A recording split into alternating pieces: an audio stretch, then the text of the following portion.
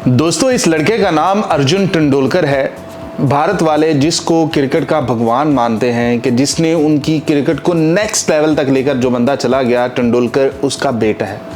पूरी दुनिया में जहां पर भी तेंदुलकर का नाम लिया जाता है, बहुत अच्छे अल्फाज में लिया जाता है। इस तरह का खूबसूरत बैटर था और साथ में खूबसूरत इंसान भी है। अर्जुन तेंदुलकर चाहे वो जिस मर्जी टीम में कहता, इंडियन टीम के अंदर भी वो इसका नाम लेता तो भैया इसने सेलेक्ट हो जाना था, किसी ने दूसरा सवाल नहीं करना था। क्योंकि इसकी ट्रेनिंग वसीम अकरम करवाता रहा है, मतलब बड़े बड़े दुनिया के लोग, बड़े बड़े कोचेस जो हैं इसकी ट्रेनिंग करवाते रहे।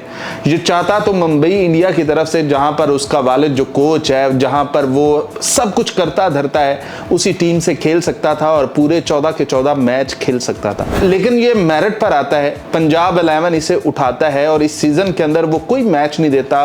कल का वो एक इसे मैच देते हैं, 4 ओवर के अंदर इसे सिर्फ 36 स्कोर लगते हैं, जहां पर दूसरे बॉलर्स को 3 ओवर के अंदर 55 रन लगे। मतलब कि अर्शदीप को जहां पर 3 ओवर के अंदर 52 स्कोर लगे हैं, वहां पर इसे सिर्फ 36 स्कोर लगते हैं। और उस वक्त उसका वालिद जो है वो एक ट्वीट करता है कि वेल डन अर्जुन, तुम्हारे पेशेंस को सलाम है और जिस तरह से तुम अपनी तैयारी चुप करके क्वाइट बैठकर करते रहे हो, मुझे तुम पर प्राउड है और जो तुम्हारी परफॉर्मेंस है उस पर भी मुझे प्राउड है। एक सीन ये है कि एक तेंदुलकर नाम है जिसे वो भगवान मानते हैं कि ये हमारी क्रिकेट का भगवान है, और वहां पर जो क्रिकेट है ये वैसे ही एक मजहब बन चुका है। वहां पर उसी का बेटा जो है वो मेरिट का वेट करता है कि कहीं पर उसे एक मैच दे दिया जाए। ये नहीं कि उसके वालिद की वजह से दे दिया जाए, ये है कि उसको मेरिट की वजह से दे दिया जाए। और क्या वो परफॉर्मेंस करता है। और जरा सोचो, अगर ऐसा ही सीन पाकिस्तान में होता तो अब तक ये 2 वर्ल्ड कप एज ए कप्तान खेल चुका होता।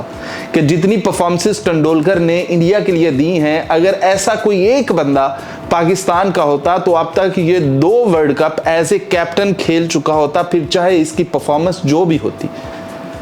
हमारे पास एक शादाब खान है, वो नहीं साइड पे होता। हमारे पास एक शाहीन शाह अफरीदी है, वो साइड पे नहीं होता। और उनके जो सुसर हैं वो पाकिस्तानी टीम के हवाले से आकर बोल रहे होते हैं कि भाई ये दुनिया का नंबर 1 ऑलराउंडर है। एक कह रहा होता है कि ये बहुत अच्छा कप्तान है, इसे T20 का कप्तान बनाया जाए। एक कह रहा होता है कि इसकी बॉलिंग अच्छी है, इसको और बेहतर करनी चाहिए, इसको अपनी बैटिंग के ऊपर भी फोकस करना चाहिए। पाकिस्तानी टीम के अंदर ये बहुत अच्छा कर रहा है। मतलब एक तरफ सिर्फ सुसर है, वो आकर इस तरह की बातें करते हैं, और दूसरी तरफ तेंदुलकर है जो कि अपने बेटे के बारे में कह रहा है कि प्राउड ऑफ यू, कि तुमने बिल्कुल खामोशी के साथ अपना आप बताया है, तुमने बताया है कि तुम्हारी काबिलियत क्या है, तुम क्या कर सकते हो।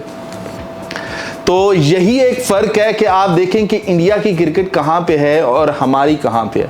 हम कहां पर बैठे हुए हैं और वो कहां पर बैठे हुए हैं। वो क्या कर चुके हैं, हम क्या कर रहे हैं। हम अभी तक ये रो रहे हैं हमारा कोच ये, हमारा सिलेक्टर ये, हमारा प्लेयर ये, हमारा बैटर ये, और वो दूसरी तरफ वो 2 या 3 टीमें बना चुके हैं।